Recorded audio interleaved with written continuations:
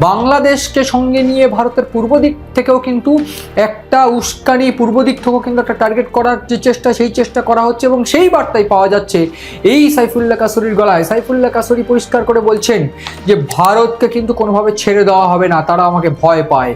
এইখানে পরিষ্কার করে দেওয়া উচিত, ভারত কিন্তু সাইফুল্লাহ কাসরির মতন জঙ্গিকে কোনোভাবে ভয় পায় না, বরং ঘৃণা করে। এবং এটাও পরিষ্কার যে অপারেশন সিঁদুরে বেছে বেছে যে জঙ্গি ঘাঁটিগুলোকে ধ্বংস করা হয়েছিল, তাদের যে কষ্ট, সেই কষ্ট এখনও তারা ভুলতে পারেনি। এবং ঠিক সেই জন্যেই বারবার করে বলছি, অপারেশন সিঁদুর যদি প্রয়োজন হয় ভারতীয় সেনা কিন্তু আবার করবে, সেখানে কোনো ডাউট নেই। ফলে সব মিলিয়ে ভারতীয় সেনার তরফ থেকে অ্যাকশন ফের দেখা যাবে কি না। অন্যদিক থেকে এই একদিকে আইএসআই এবং সেনাদের সঙ্গে নিয়ে পাকিস্তান এবং বাংলাদেশ যে ভারতের বিরুদ্ধাচরণ, সন্ত্রাসবাদ পোষণ করার চেষ্টা করছে, আভ্যন্তরীণ রাজনীতিকে টিকিয়ে রাখার জন্য, জিয়ে রাখার জন্য, নিজেদের গদি ধরে রাখার জন্য, একদিকে শেহবাজ শরীফ, অন্যদিকে এই মোহাম্মদ ইউনুস, তারা যদি এটা মনে করে থাকে যে ভারত কিন্তু দুর্বল, তাহলে অত্যন্ত ভুল হবে। ভারত কিন্তু ছেড়ে কথা বলবে না। এবং সব মিলিয়ে ভারতীয় সেনা কিন্তু সুপার অ্যাক্টিভ এবং ভারতীয় সেনা যে চরম অ্যাকশন নেবে এই ধরনের কোনো ঘটনায়, অপারেশন সিঁদুর 2.0 মতন কোনো ঘটনা ঘটতে পারে, একেবারে মুহূর্তের মধ্যে সেটা ঘটে যাবে বলে মনে করছে বিশেষজ্ঞরা।